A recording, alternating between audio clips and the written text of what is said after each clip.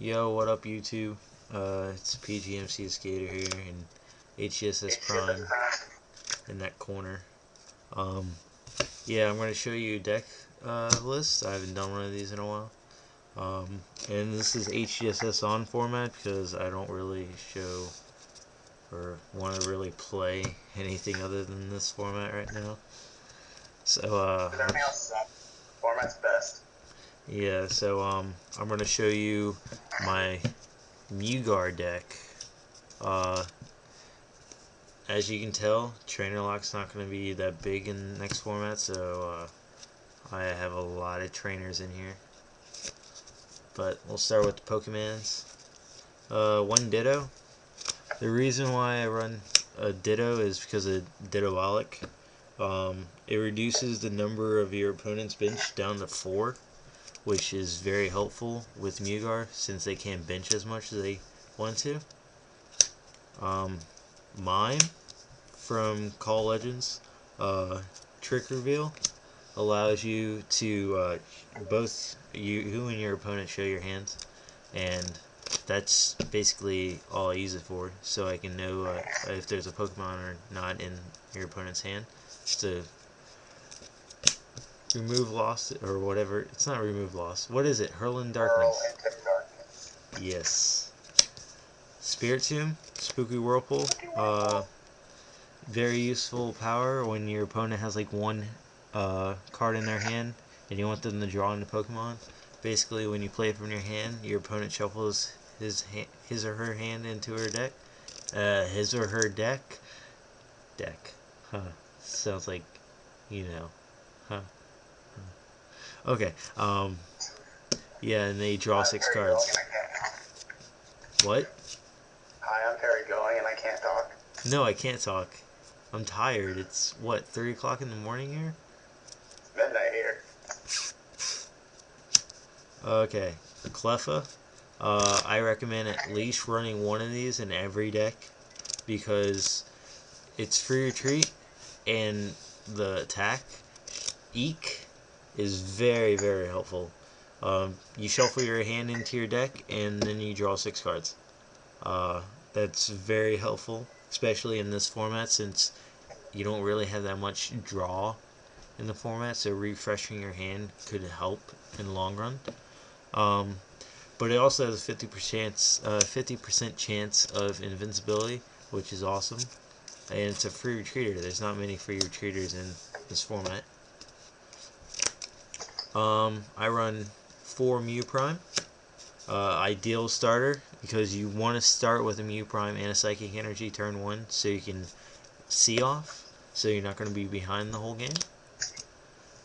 Basically, see off, you search your deck for a Pokemon and you Lost Zone it, and with your Pokebody, you can use any of the attacks in the Lost Zone as long as you have the energy required for it. So I pair Mew with Gengar Prime. I run 3, but I only run a 2/1 Haunter for it. The reason being is I'm usually going to Lost Zone one of these, so basically I'm left with a 2/1/2 of it. But Hurl into Darkness is the main attack you use, because you want to win with Lost World. Lost World, basically if you have 6 Pokemon, or either you or your opponent has 6 Pokemon into the Lost Zone. I didn't word that correctly. Let me try this one more time. If your opponent has 6 Pokemon in the Lost Zone, you can say, I win on your turn. That's not how it's read on here, but I like that version of it. I win. It means the same. And a tech I run in here because I think Donphan's going to be a pretty big deck, and anything Reshiram or Zekrom with high retreat cost is going to be helpful. I run Crobat Prime because it's a single Psychic Energy and severe poison.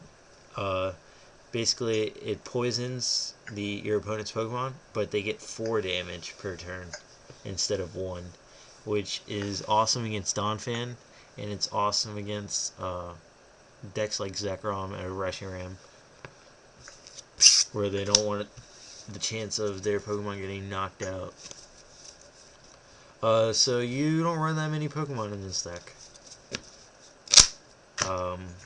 Now to trainer lines. 2 Lost Worlds. I just explained that.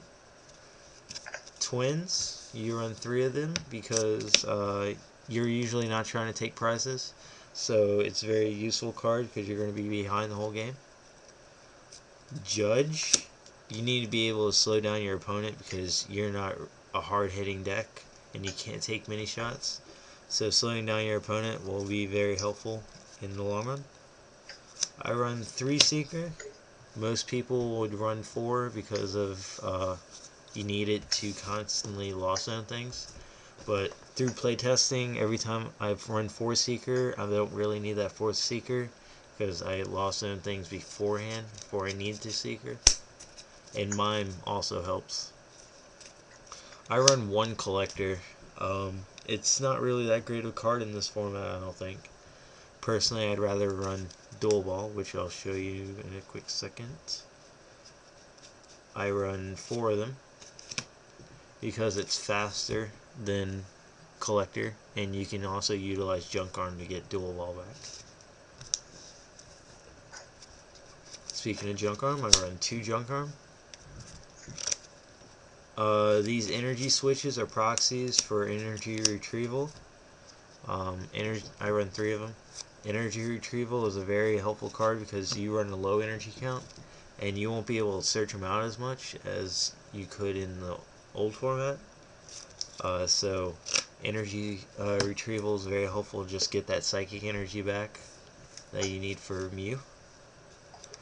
Because you're running Mew and it's a basic, you can run these. Revive. Basically, you just revive Mew, energy retrieval to get the energy back, so on and so forth, rinse and repeat. I run 1 switch for Cleffa.